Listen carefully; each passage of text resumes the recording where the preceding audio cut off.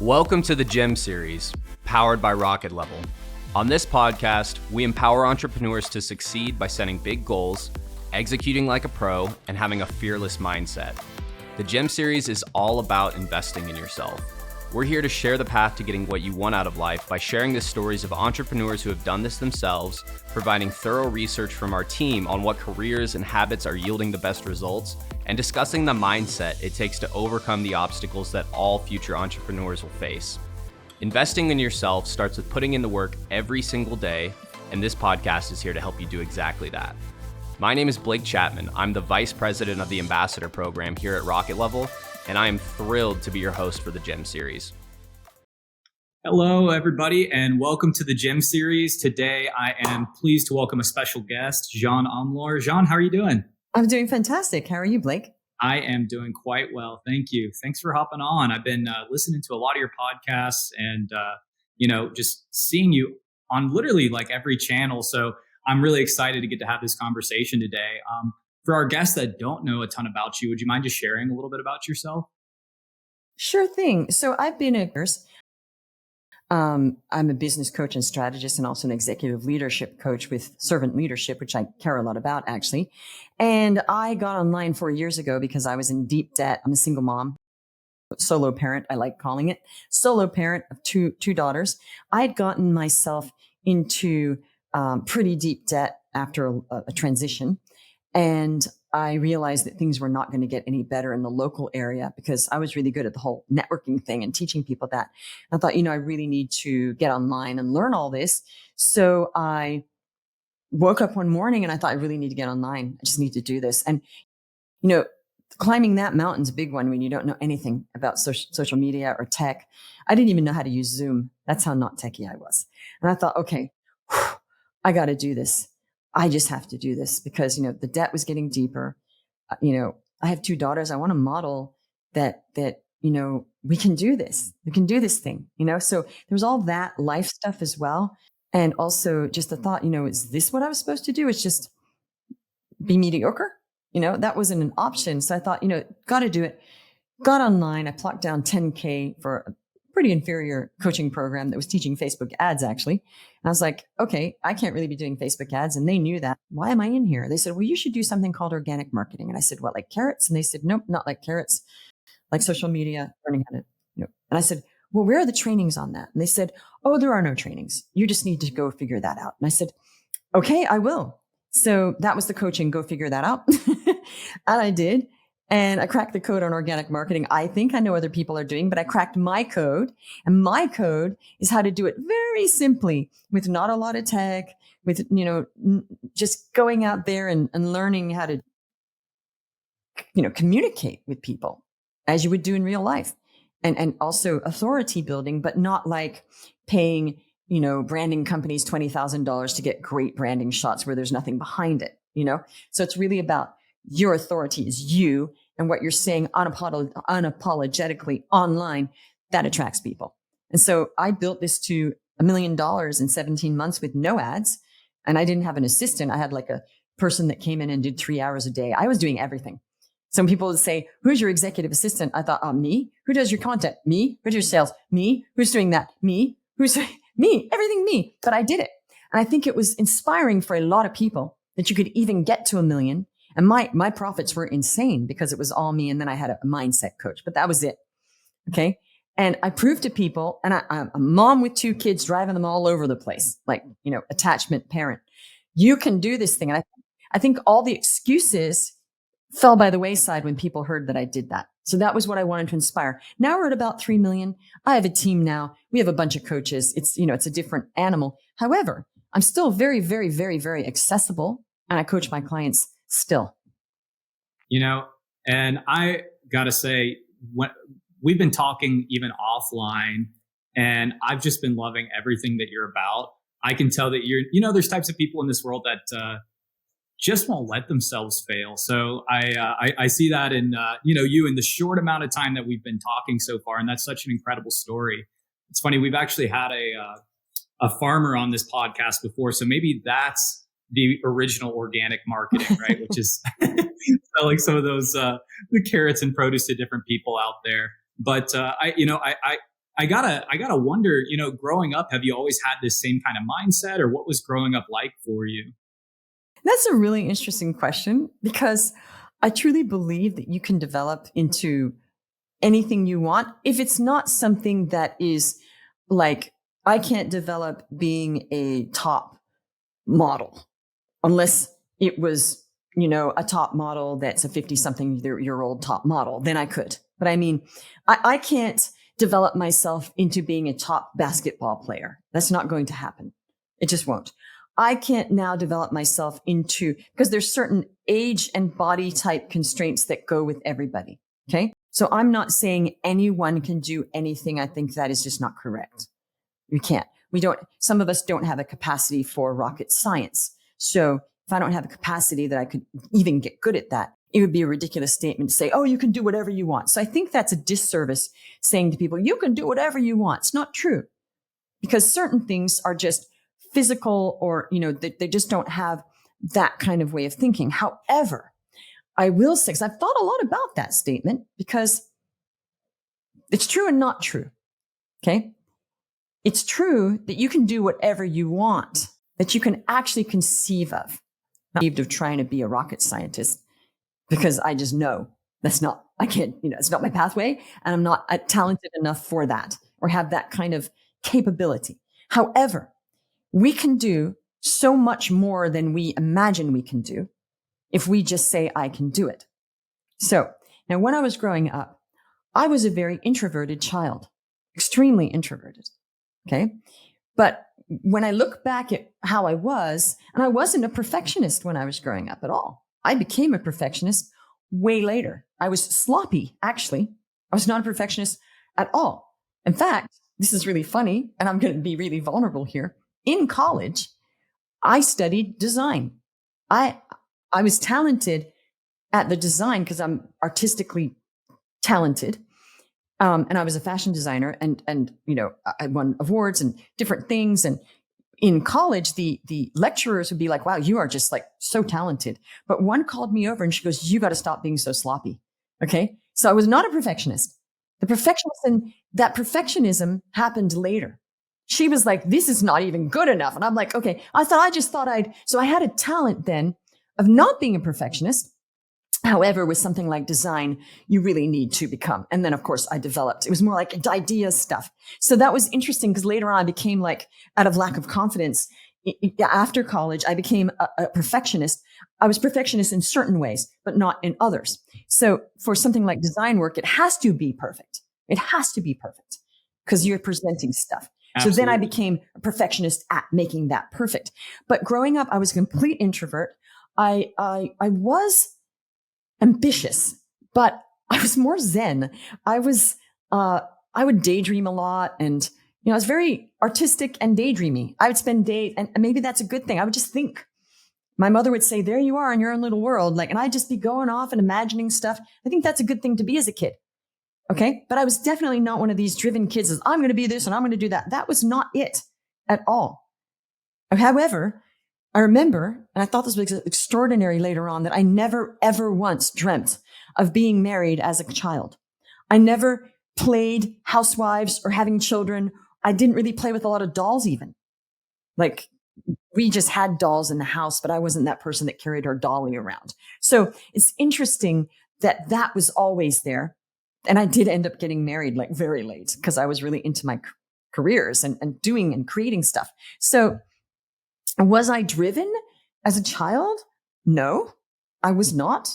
I liked playing and, and drawing and doing different things. I liked creating, but I wasn't driven to be like, I've got to be something, so that was later, out of, I think, necessity. And then I was an actress for the longest time. And so you just sort of like on this thing of like, just, please choose me, sir, choose me. And I think that that's not healthy, that you're waiting around for other people to choose you. So it was later I became very, very driven. That's so fascinating to me. Just in that, I relate to that a lot too. I've always been, I grew up, same kind of thing, was extremely introverted. And my parents divorced, and it brought me out of my shell. I was like, you know what? I'm going to start figuring out things for myself.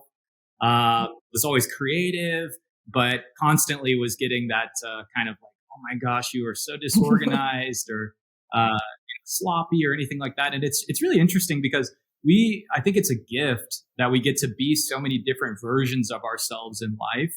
And the thing that happens is you have to choose to see that as a gift and to welcome change into your life. Otherwise, it's kind of hard. How did it feel like whenever? Because it sounds like you remember that moment when your teacher was like, "Hey, things are sloppy here. We got to tighten it up." How did you feel in the moment when you received that feedback? Awful. I remember thinking, oh, she's right. And she showed me, she goes, look at everybody else's. Look at yours. It was the very first studio project we had at that college. And I thought, she's right. So well, no, see, the thing is, if somebody says that, I'm going to fix it right away. So I did. If somebody says this is not what it's supposed to be, I thought, I'm fixing this right away. And I did. She goes, okay. She said, wow, night and day. Because I'm very coachable. So I didn't go, oh no, I don't want to do it. I said, I get it. Got it. Next time it won't be like that. It was perfect. She went, oh wow. Okay. Night and day. I just needed to be told. But regarding what you said is so fascinating. And nobody talks about this on podcasts. And I'm so glad you brought that up. I'm known with my friends as being the person that has reinvented herself more than anybody else they know. Hands down. They said, it is unbelievable that you go to this next role. And there's something about me that I like change. And I'm not afraid of change. And actually, you probably don't know this.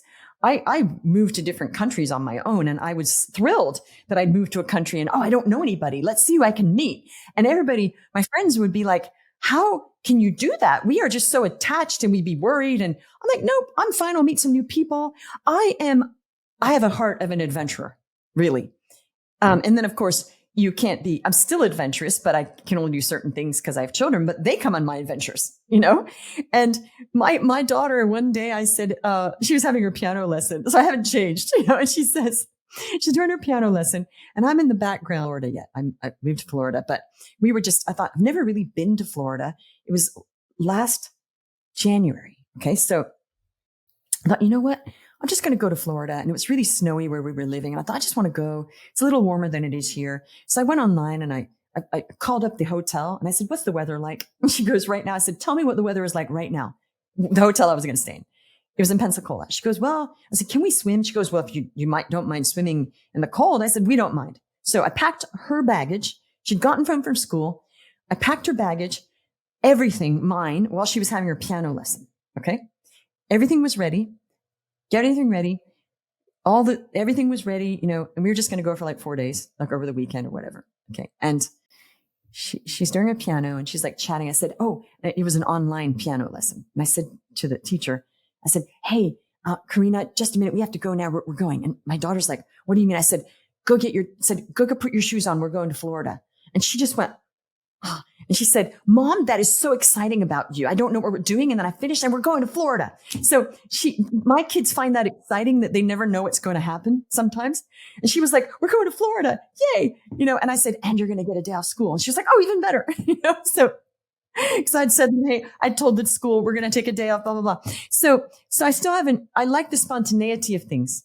However, of course, with a business, you can't always be spontaneous, but that has not changed. I like to have some of that in my life instead of everything being planned.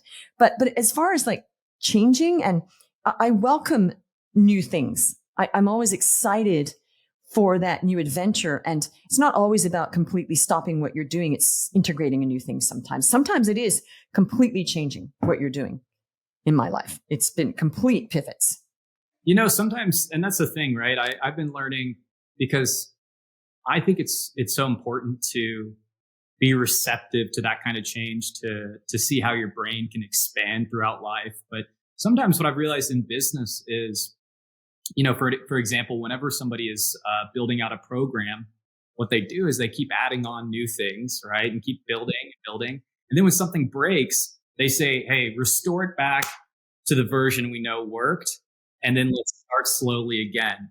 And that's the thing that I always am like telling people is don't forget your foundation either. It doesn't mean that you have to totally reinvent the wheel every single time or anything like that, because you should have confidence in yourself that there's always something that did work, and then be able to reiterate, because guess what? You can try things as many times as you want, and you're never starting from scratch. That's like I think that's like I don't know.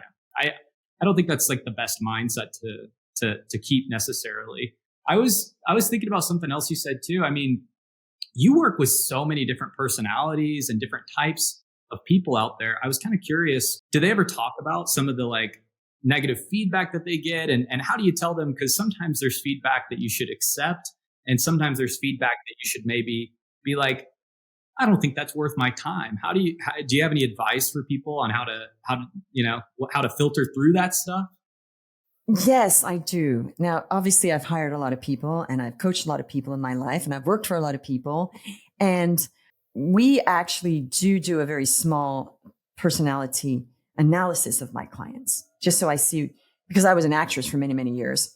I was an executive recruiter hiring the top people on Wall Street. Also, that was another, thing I did. And also, I'm very, very interested in personality and how to, kind of tailor make it. Because if I see something happening in the coaching and I have this report on the personality, I'm like, oh, that's because he needs to be told this in a certain way. And one of my clients had the most rare personality ever. It was the rarest one. And I had to change how I was coaching him. And when I did, he got results. Because I thought, okay, I get it. He's not taking that delivery like everybody else or most people. Now, regarding feedback, we have to see always. And I used to be also a filmmaker. And we used to have this thing with scripts that people would say, sure, you want me to critique your script. And we would be like, uh-oh. And we always said amongst ourselves, you have to always look at the person that's critiquing it. Where is that coming from? Is it coming from a point of, I'm your peer and I'm going to try to knock you down, or a point of they really don't know how to write scripts, or a valid point of view? And so, because screenwriters are very, very sensitive about their scripts. Okay. It's like the baby. So, any kind of criticism, no matter what people say, hurts. Any kind of criticism will certain personalities, because most people, all they want to hear is how great they are. Nobody wants to hear you're not great and this needs work. So there is a way of giving criticism, first of all, that people should develop, which is honest feedback, but with compassion. So, a buffer. Look, all of this is really great, but there's just one thing that maybe you could tweak a bit. Now that's better than, oh, this is really awful. Oh, and then by the way, the rest of it was good, right? So there's a way. And there's also a way of giving feedback where you're not babying people or taking their power away. Not that anybody can really do that, but you can upset people. Also, there's a way of doing it where you are not encouraging learned helplessness. Because when you encourage learned helplessness, you are not helping people. When you're encouraging learned helplessness and I can't do that, my whole motto is I can do this. I can do this. And I had a big, Gutzon Borglum that did Mount Everest. Mount Rushmore. Mount Rushmore. Gutzon Borglum was the guy that had the idea, and he managed all that. He had a big sign everywhere. The I can'ts don't exist in this project. The I can'ts. And I you can get that at Mount Rushmore, and I bought that and I had it on my wall for a long time. The I can'ts don't exist. As soon as you say I can't, I will say to a client, okay, I know you feel you can't. I hear that. I understand that. So if you could, what would that look like?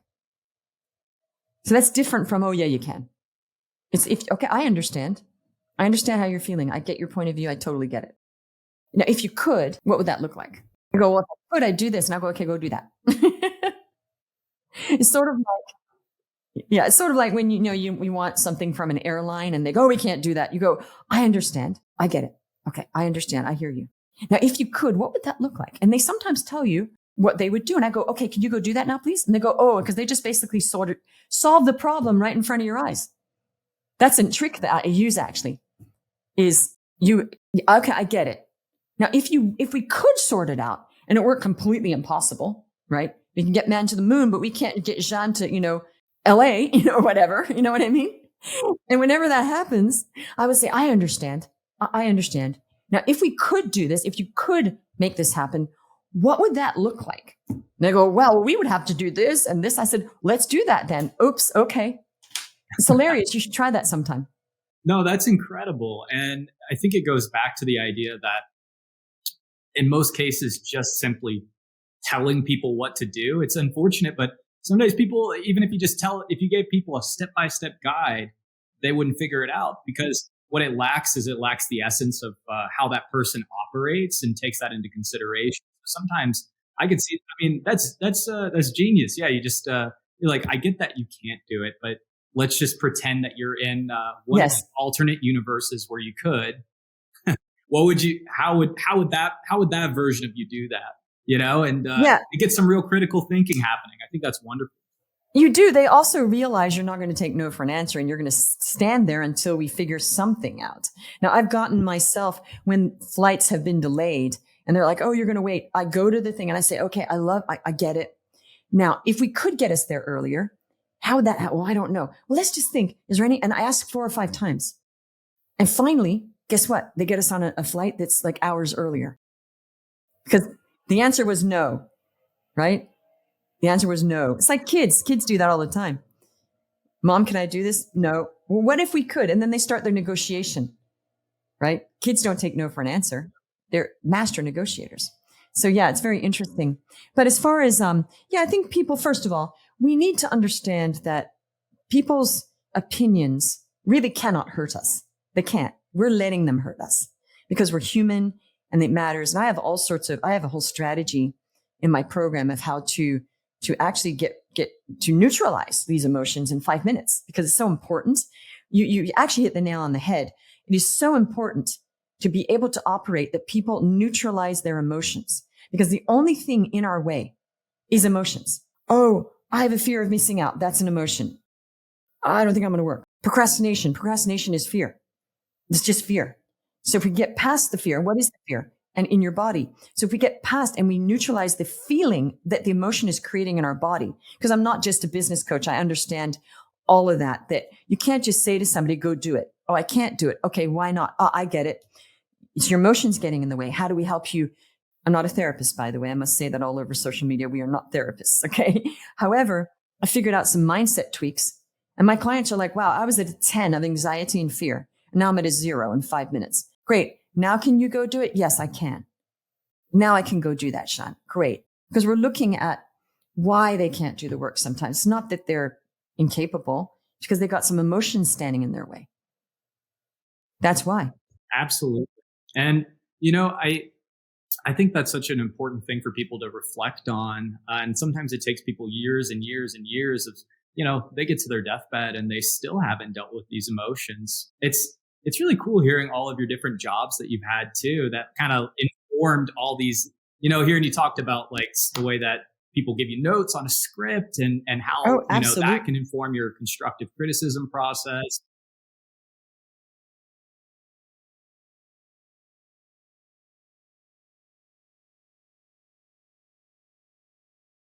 Yes, it was an executive recruiter. And I even after I was married, I kind of got married and didn't really work because I got married very late. And so I wanted to really spend time with my kids, because when you're older and you have kids, I think all pregnancies are precious, but they're actually in the medical field, they're called precious pregnancies.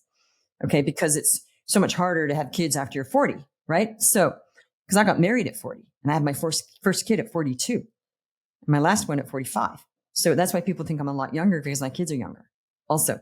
But the point is that I was doing I was consultant. So I would do consultancies, but that was the last job I ever had, was many years ago. I've not had a job in a long time. But then after I got on, before I decided to actually even be a coach, I actually had a kids blog, and it was getting pretty well known, but it wasn't enough to live off. But it was fun and it was experience, and it got me writing at least content. Yes. And every day I wrote, like it was just constant, and people loved it because, I was a designer. So I had a sense of what looked good. And they said, wow, we love your blog. And we got a lot of we got a lot of free designer clothes for my kids from that. I got some perk and a bit of, and I met people and it got me out there, which was great because I hadn't been out in a while, and that was great. But the last job was executive recruiting. Yes. Wonderful. And what was was there a tipping point for you where you decided, hey, I'm kind of, were you just totally disenchanted with it, or did you see a clear vision ahead of what needed to happen? Or oh no, it wasn't that actually. I'm going to go way back. In 9/11, a lot of the recruiting firms went under after 9/11, and actually the one that I worked for also, didn't go under right away, but they had to get rid of most everybody. So that was why I was called in as a consultant, because I was a sharpshooter. They'd call me in and say, hey, we can't get this person. We just want to pay for the consulting, which was, good for me. I was also an actress. So I was, at that point, I thought, I'm just going to live off my acting. And I was an extra in a bunch of films and television shows. And, I thought, I'm just going to make this work. And I thought, well, I was making it work badly because I wasn't making enough money. So then I was doing more consulting, but, no, it wasn't that.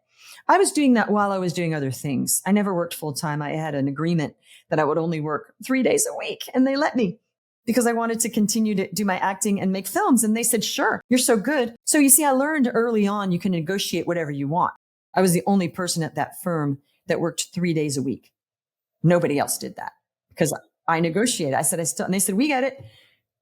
And actually I learned a lot from there about sales. So you learn along the way. And I felt like coaching because I used to coach actors. So I was coaching actors. I was directing actors. So I was coaching people. I used to teach English in France. That's coaching. So I was doing all these things. So and then the blog, well, I knew how to write content. Okay. But it was very different. It was kids stuff and, reviewing fashion brands, but all of that. And also being on camera. I know how to be on camera. However, I must say, getting online and talking into a camera as a coach, because I'm an introvert, it's not acting. It took me a while to do that because, and even now when I get on camera, I'm a little bit nervous because that's what introverts do. But the more you do it, I'm like, wait a minute, this is not acting. I'm not hiding behind a character. It's me. That's harder, but when I did my coaching, I was planning events and I was doing public speaking. So all the public speaking, the event planning, the recruiting, the design, all of that helped me be a coach online. The sum of all parts kind of got to a point where it reveals itself and you're like, oh, turns out I might be pretty good at this, you obviously are. You built this business, to be a multi-million-dollar business, and congratulations on that. I think that's just incredible. For me, what I see is a lot of times there's a lot of people that are holding themselves back and not wanting to take that leap. But then recently, over the last couple of years, I mean, there's the great resignation happening. All these people are starting to really lean into their passions a little bit more and start formatting the kind of work style, even like you talked about, where you're working multiple different jobs and creating the work life that you kind of would like. What do you think that's happened over the last? Do you think that it's just the pandemic that did it, or what do you think? I do. Yeah, I do. I think that people were able to stay home and fix. I don't know if you know this, but roofers made a lot of money during COVID because everybody was redoing their garage. Oh yeah. All the men finally were redoing the garage, which they were at home and they couldn't do it before. And it was really huge market was to redo garages, the roof. Yeah. I don't know if you know that. It was a big market. You probably do know home services, right? Yeah. So the funny thing is I've realized a lot of things about my life later on. And I was probably one of the first people to say, I want to create the life I want by creating that, because nobody did that then.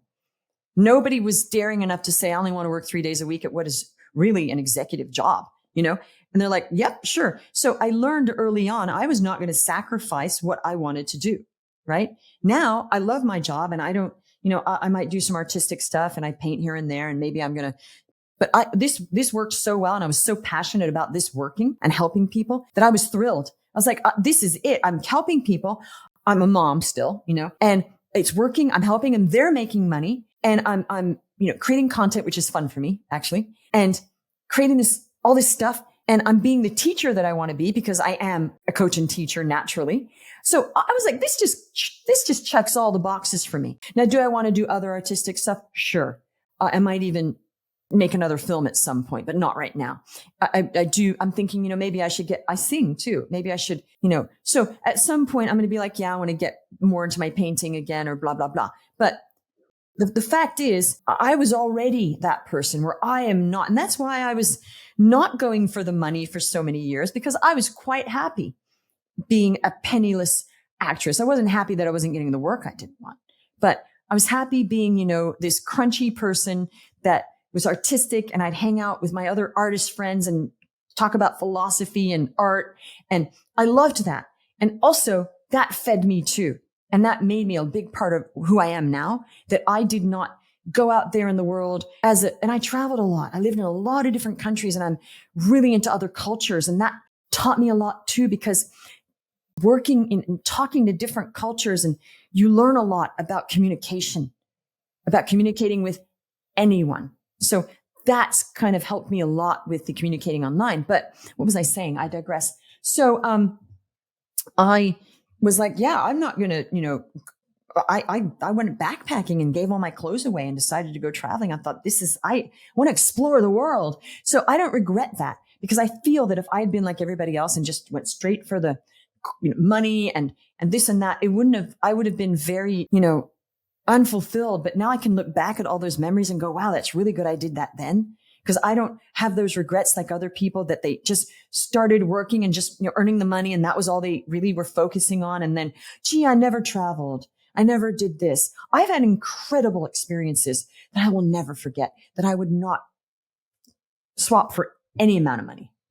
I think that's such a helpful perspective for people to take into consideration too, whenever they're like, if they do have those pending items in their brain. It's probably good to answer the question. I mean, you and I at the beginning, we were even just talking about, you mentioned that your dad was the one who taught you that you should really seize the opportunity when it arises and knock something out whenever it comes up. And I think that's so powerful for people to be able to get to happiness, because it's not even about just making. It's great. We live in a world where we need money. But a lot of it's about figuring out how to, get to that point where you can reflect on yourself and feel that pride and fulfillment and move yourself forward. So, right. I mean, it's great traveling and all, but I can't even travel for a long time, because what makes human beings more happy than any other thing is to achieve stuff. That's what they figured out. Achievement it is what makes people feel happy. That's why it's so great when you work on this project and then it works. That's happiness. That's it. But also, I was going to say something from all of that experience. Well, the thing is that I think what people do too much is they wait till they're somebody. And you are already somebody. You're you at that moment. So this thing of waiting until this personality emerges, that is, and I used to explain this, actually it was on my website at one point as copy. People loved it.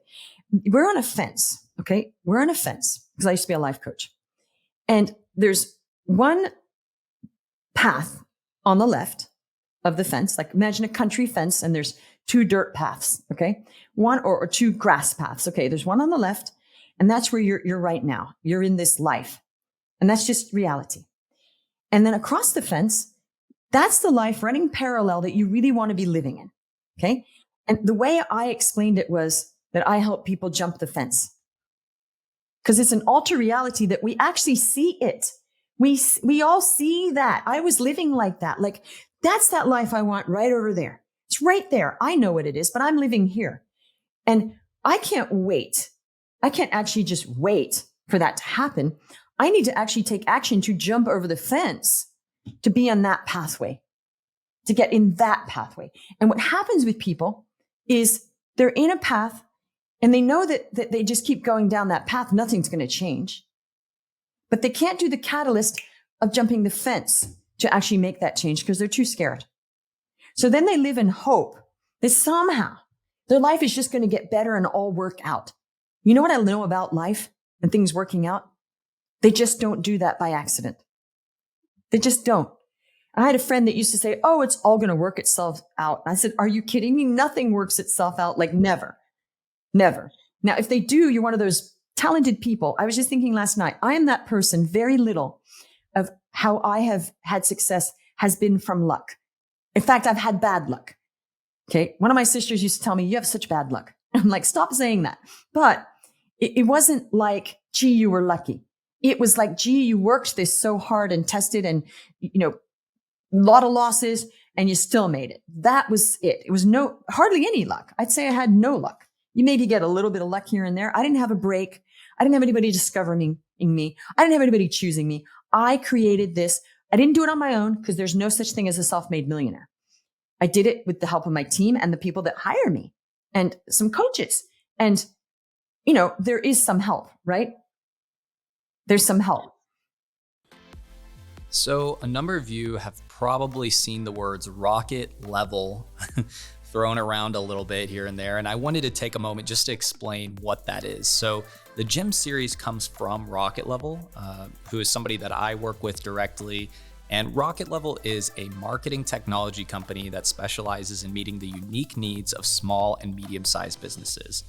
So over the years, through strategic collaborations with national brands, franchise groups, and local partners, RocketLevel has become a trusted ally for SMBs operating in the market.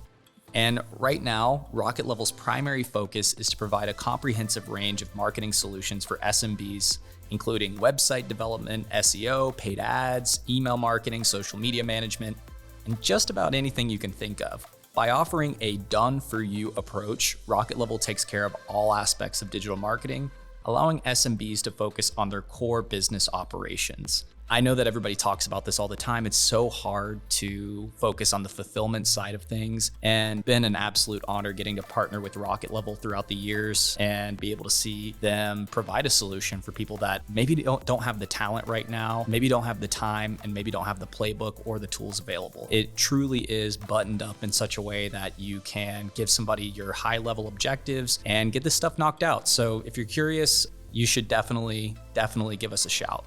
Yeah. And, I kind of, I guess half jokingly say that I think one of my greatest attributes is that I am willing to suck at something for as long as I need to until I get there. And I'm a little bit stubborn in that way because, that's the thing is you go through life hanging up a picture. You go to hang up your picture and guess what? You're out of nails. Your drywall won't even accommodate it. It takes something that seems like it'd be a 2-second ordeal turns into 5 seconds. So everything takes it takes significantly longer than you'd ever expect. What was your kind of jumping the fence? Did you ever have a moment where you're like, oh, I think I'm jumping the fence right now? Oh, I'm 100%. I'll tell you something. The other thing, I'm a thrill seeker. I'm a thrill seeker and I analyze a lot of things, but I've analyzed that if people are continually seeking thrills, that is an emptiness. Then they're trying to fill a hole. Okay. So I don't continually look for thrill seeking. However, I do like thrills. Okay. I like the adrenaline kick. All right. However, I'm not addicted to it, but I like it. All right. And the thing is this, what I understood when I first became a coach, I had no money. I was just trying to figure this out and take care of a 1-year-old and a 4-year-old in New York City. Like that was hard. I didn't have any money coming in. It was like, it was under duress. Like I got to do something. Okay. I started the blog. It wasn't bringing a lot in. I thought, I really need to, what's my career here? Well, I want to stay with my kids because I'm an attachment parent. I'm not going to go get a JOB because, in New York, once you get the JOB and the nanny, you're not making it. And then you don't see your children. I thought, what do I do? I thought, okay, I got to do something that I can do. I thought, okay, what is that? But wait a minute. Life coaching. I always wanted to be a life coach because I've been thinking about it for years. But I thought I can't be a life coach when my life is not an empowered one. So once it became empowered, even though I was broke, I was still empowered because I was on my own terms. And that was empowerment to me. Now I can coach people because I'm not living a lie. I'm not living something that's not real. And that's why I could never coach people before. Now I can coach people. But I was scared to death. Oh my goodness. When I got my first coach, I paid her I think $8,000. And she gave me a discount because she was like, you have no money at all. I said, I need to figure this out because I just gotten certified as a life coach. And I did it in my pajamas online because I was with my kids all the time. And then she said, you're going to, and it was offline coaching. So it was just, it was a hard way to get clients, actually. It was the old way. So I kind of wish I'd gotten online first and that I'd had a coach that was online at the beginning because I'd be a multi-billionaire by now, but that's okay. And I would have not gone through a lot of pain too, but maybe I was meant to go through the pain. Who knows? I feel like it was necessary myself, of course, with what I was going through, but we always think that. But anyway, maybe I was developing even more grit, because we are developing certain things, and even, what doesn't kill you makes you stronger. So maybe I'm even stronger now, and I know all that. After coaching me for a while, I did exactly what she said, and it was all on credit cards, so it was like more credit card debt. And I managed to sort of like, get at least ROI from it and not be in the red. And she said, oh gosh, she said, I have never coached anyone in my entire career of 10 years that was so scared to death as you.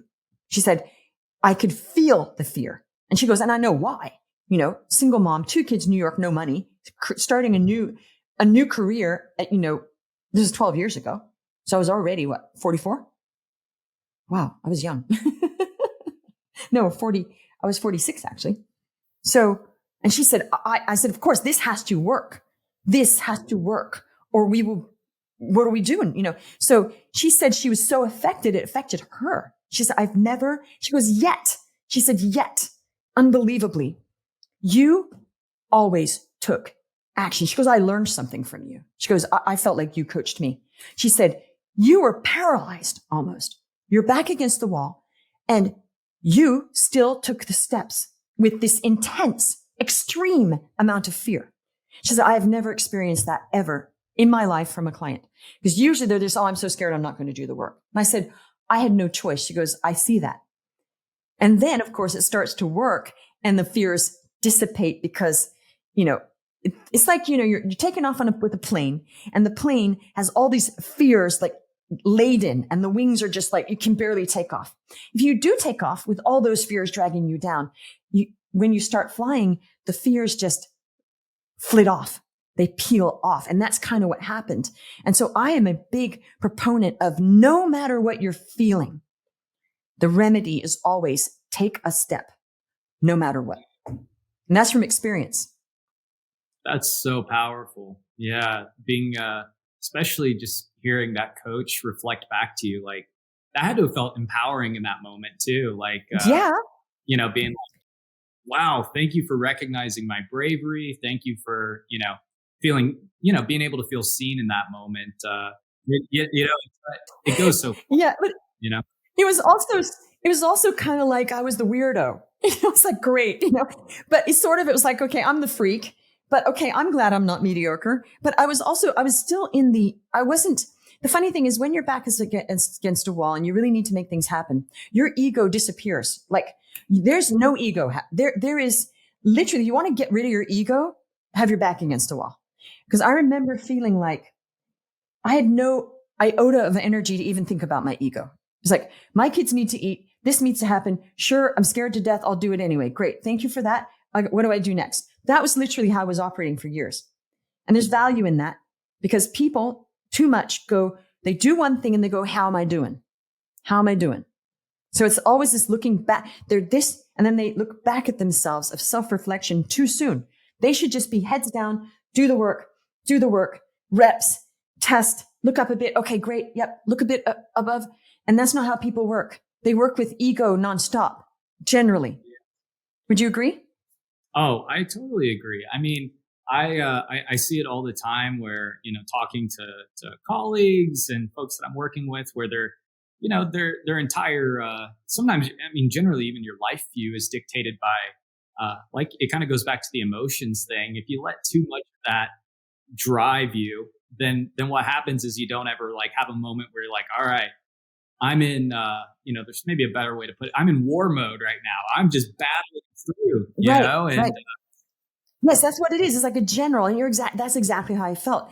And there's something really cool about that because your focus is hyper focus. You're just like, I got to do this. And then it's funny. I had made $1 million and I didn't even notice. I literally had not noticed. And I didn't have a good bookkeeper then, because the bookkeeper would have said, yay, you know, and I went, wait a minute, how much have I made? And I went in, I thought, oh my goodness, I hit $1 million a couple of months ago. Well, and I didn't even realize it and that was cool to me, because it wasn't to make $1 million. I never came online to make $1 million. It was just like, oh, wait a minute, hang on. Oh, I'm actually $1 million coach now. Oh my goodness, I can use that in my marketing now. Good, I checked, right? And it's hilarious how that happened, because that's not how people operate. And I think there's something to be learned by having your head down and being so in the process of things. And people don't stay in the process. They're in and out, instead of, I'm doing this, this has to work. I'm on momentum, keep the momentum. And I was just on this roll of momentum, and it's exciting. I love that, because I'm an adrenaline junkie. Did I tell you that before? So now what I was going to say about that, I remember what I was going to say. My thing is, you need to just jump.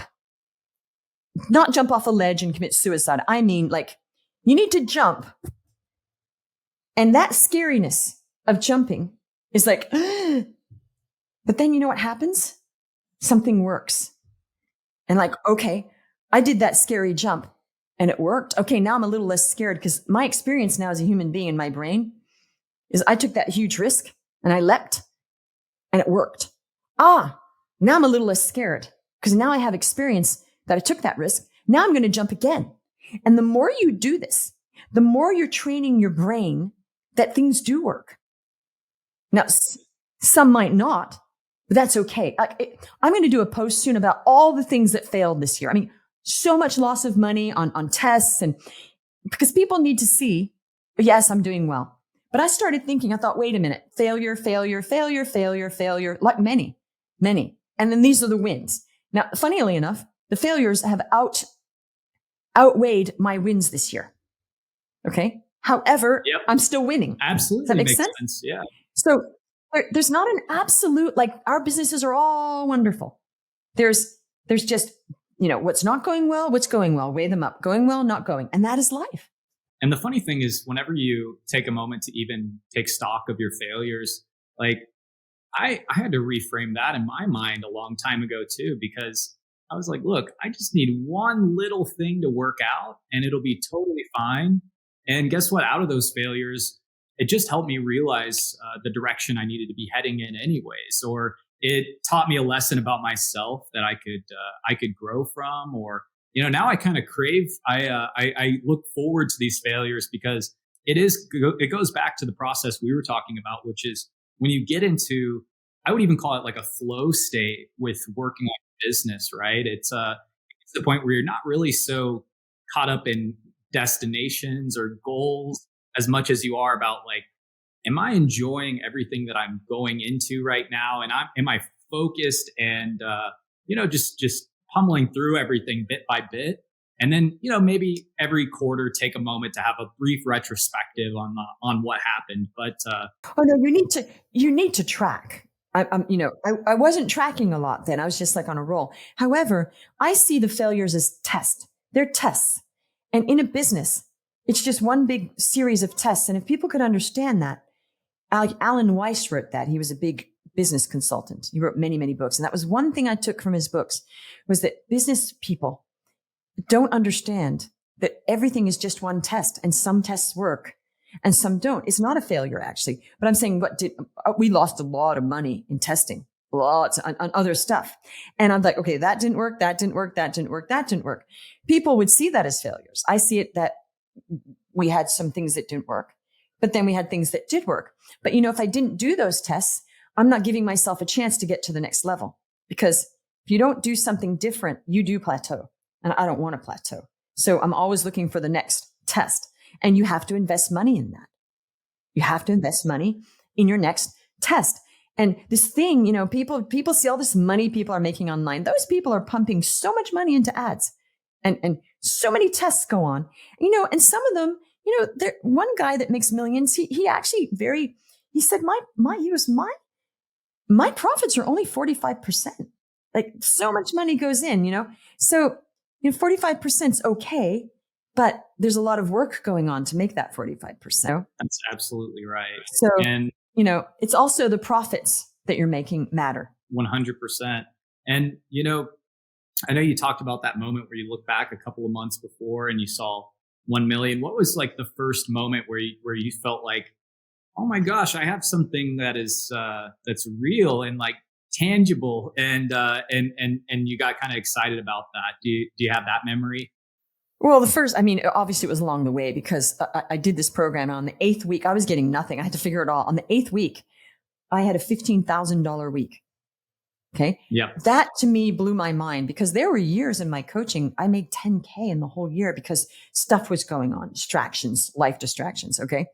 And so the fact that I made $15,000 in one week was mind blowing. It changed my whole money story. I thought that's what happens. Your brain then normalizes. I help people to normalize numbers. We do a lot of work with that, my clients, of normalizing numbers, so that something that seemed impossible, it's just a number. So 15K in a week is like, wow, okay, I can do that. That's amazing. Celebrate it. Okay, now normalize it. So then the next month I made 30K. Well, that's pretty concrete, right? Tell people I'm 30K months. 3 months after I got online, 1, 2, 3 months, right? Next month I made 40K. Next month it was 50K. And it kept going up, but then it sort of bottomed, then but I did get to my first 100K, I think in about a year, the first 100K month, right? So that's why, but no, I was just amazed the whole time that I was doing so well. It was like, oh my goodness, I'm doing so well. I'm helping other people. Now, this is something really interesting though, because I had so much hardship and I was a starving actress for years, and I didn't have a lot of money, and I really didn't care about money. I really did not care about money at all. People are like, you are so not materialistic. I'm like, I'm happy living in this little room, reading, having time for my art. I was happy. But when you have kids, you have to start, have a different mindset of providing for the family. That's when my mindset changed about money. But because I went through so much hardship in many different periods, because it was hardship, okay, hardship, okay, hardship. It wasn't like, up and down, life's up and down. I am so emotionally attached to helping people to thrive. That is what makes me a good coach with this, because I'm so caring about my clients' success, and I want them to thrive and make money and be online and be happy. I'm so passionate about that's what makes me good at this. Because there are other people that haven't been through their hardship, that didn't get the emotional connection together for me to care so much that they don't go through what I went through for years. Absolutely. And that's so true. It's coming from a place of, hey, look, I've actually been there. Not to say that everybody, has to have the hardship, but it certainly gives you perspective on what somebody else is experiencing whenever you've gone through it as well. Oh, 100%. When somebody says somebody signs up for me and says I'm in a state of panic, I'm like, yep, I hear you. They're like, and they're like, I know you. So it's not like I'm just saying that. They know it. They go, I know you do. I'm like, yep. So they also know I've been through that. So I'm not insensitive to that. And I created a hashtag called #unpanic.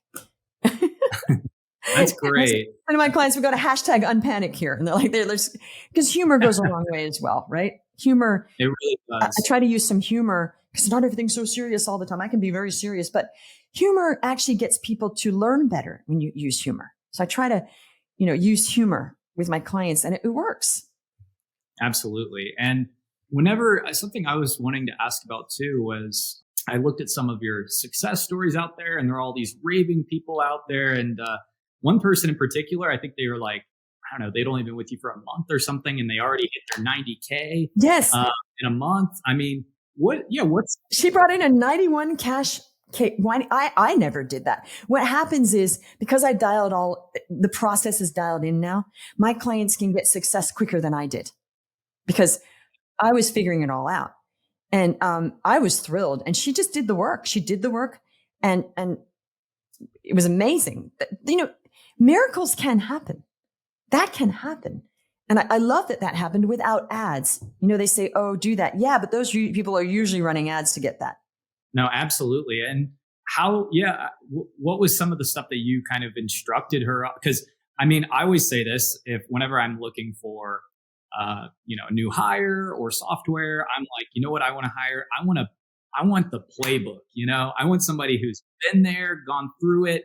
And because guess what? That just shortcuts your time to being able to get to the place that you're probably looking to get to. So Right. Yeah. Right. I won't hire a coach unless they've done what I need to do.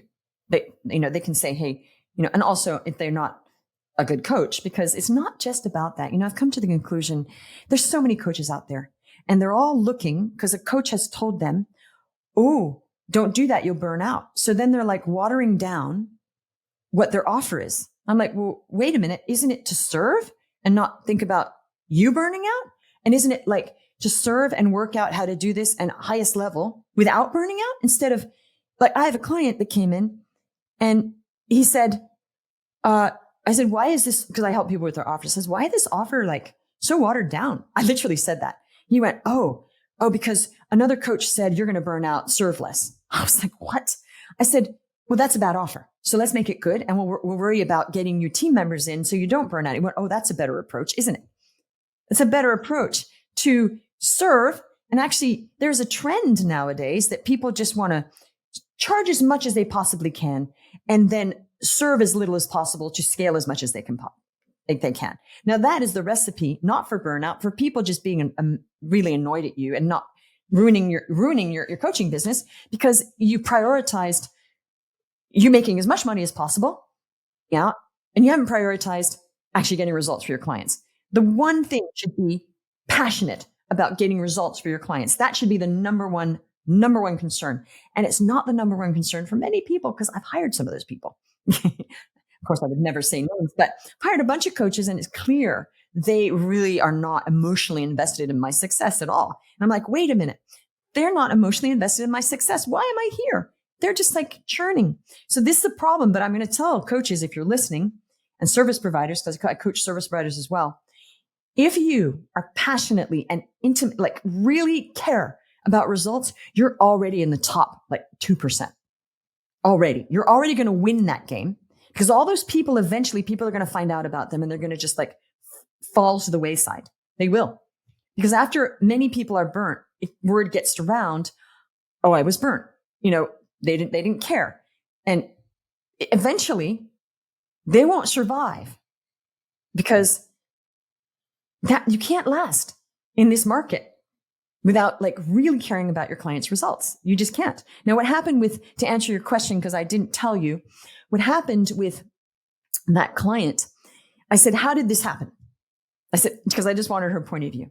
I already knew, but I wanted her point of view because she went, number one is entering your vortex is this amazing, nice, good vortex of being, she goes, just being in your vortex is a good vortex. She said, number two, she said, your leadership is insane. I think she meant that in a good way. Okay. Then she said, then you quickly figured out I wasn't serving my clients at a high level. Okay. Because she'd been coached. And you said gently, well, I really think that you should be serving your clients better. And this is what I would suggest, because I also help people with that. And she went, oh, she's right. Immediately turned on a dime and pumped up her service. And her clients were like, wow, this is amazing. And the energy, people saw that, this change in not just like being that coach, just trying to get clients and, blah, blah, blah. So she got to a point of her energy changed, like to alert, like I'm here serving my clients, did the work. And then she said, and she laughed. And I thought I knew all about organic marketing and clearly I didn't. So that was her feedback. That's those things. And that's lovely. I think that it's sometimes, that little jolt to the system. I mean, it's kind of crazy once you start, because I've certainly had I've had to learn about off days and on days and what that means and what does it mean to show up for somebody in an attentive and truly caring way. And it's like night and day. It's magnetic when one, you can believe in yourself, and two, you're just allowing yourself to kind of like what we talked about earlier, be true to who you are and let that pour out into the conversation. Because it's not about, you don't have to have every single answer necessarily, but I think it is essential to be as authentic and let that pour through into the client as possible and let them show, I want you to feel that I have infinite energy to take care of your problem, yes. know, and yes. and it's pretty incredible. I was also thinking about what you said, and it used to shock me when I would hear, talking to a client about like, gosh, I had this person and I really do feel like, because I'm sure you've gotten the same thing where it's like, wow, it seems like you really actually like care. Care. Actually, my clients come in and, everybody now online is very scared. They're just like, oh, I've been, burnt and I've been this. And I'm like, well, I just say to them, look, you don't know me. You don't have to trust me. I don't take it personally. And they go, it's not personal. I said, I'm not taking this personally. I just want to acknowledge, you don't know me. However, you need help. And they're like, yes, I do. Okay. However, people have been so burnt by coaches that don't care that they come in and they go, wow, I was looking. One client came in and he said, I was looking for like the chink in the armor. I was looking for that point where I could see that you're a fake and you really don't care. And he said, I can't find it. Not to brag, but I'm proud of that. And I said, well, thank you. He said, no, I have watched you because, he was a skeptic and came in very skeptical. And he said, I am blown away at how much you and your team serves. And it's immediate. Like you just serve. He said, I'm always looking for like, oh, there it is. They don't care. He said, I couldn't find the point where you don't care because you cared more than I did about my business. And he said, it made me feel ashamed that I said, that's my point. And I said to my clients last week, you guys need to care just as much as I care. Actually, I'm going to tell you something really personal. My daughters and I pray for my clients' success as part of our prayers every night. That's part of our prayer is praying because praying also helps the energy of praying. So yeah, I mean, we don't have people come in to fail like that. To me, I don't want to fail my clients to fail. We care because they're putting their trust in us that we are going to do our best. Now we can't do everything for them because people, ultimately have to take action, However, we do what we can. Sometimes it's borderline enabling. I won't lie. Borderline enabling just to get them over the edge and then we're done. It's like, give them a little push and then, okay. Well, you got this. None of that. No, that's great. Well, Jeanne, I really loved our conversation and I just know that our audience is going to be able to take away so much from this. So tell me a little bit about like, what is the mission you would want people to know that you're on right now and where can they, learn more about you? And anything that you could share about that would be amazing. Sure. My mission is to help 1 million coaches or business people. Okay. And it might not be all coaches when I'm done with it, but that would be a little drop in the ocean, right? Because there's so many coaches, consultants, service providers, businesses that are struggling and they get up in the morning and they don't love their lives and it's painful. They hate their businesses. It's affecting their personal life. If we could help 1 million people, that would be amazing. I got goosebumps. That would be amazing. Now, where to find us? My name all over. Jeanne Omlor on Instagram, Jeanne Omlor on Facebook, Jeanne Omlor on LinkedIn. Also, you're going to put my reviews page there, I hope, so they can see the lovely reviews. That would be good in the show notes. Yeah, they can just see all those, and you can also book a call there. But I love people reaching out and saying, "Hey, I like this or like that." But yeah, wonderful. It's all over. Wonderful. Well, thank you for hopping on the G.E.M.Series. This has been great. I've really appreciated getting to learn a little bit more about you, and thank you everybody for tuning in. And just remember to subscribe. I really can't do this stuff without you guys. I haven't shared this yet, but I have some big things in the works. I'm rolling out some courses at no cost that cover several of the insights that we've been learning about on the G.E.M.Series. I've had the pleasure of so many amazing conversations like the one I had here today. Just shoot me an email if you want to learn more about it. My email is blakec@rocketlevel.com. And as usual, have a beautiful day. And this has been the G.E.M.Series. Thanks, Jeanne. You're welcome. Bye. Thank you for listening to today's episode of the G.E.M.Series, where we're always here to share the goals, execution, and mindset of thought leaders around the world. If you're listening to this, I'm sure that you have some pretty big goals for yourself, and I would absolutely love to hear them.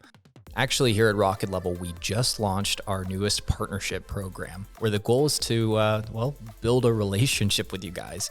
I want to talk with all of you coaches, consultants, and entrepreneurs.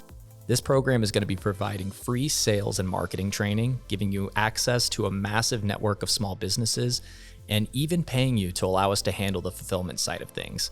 Over the last 20 years, we've been able to learn a lot about how to handle digital marketing for a small business.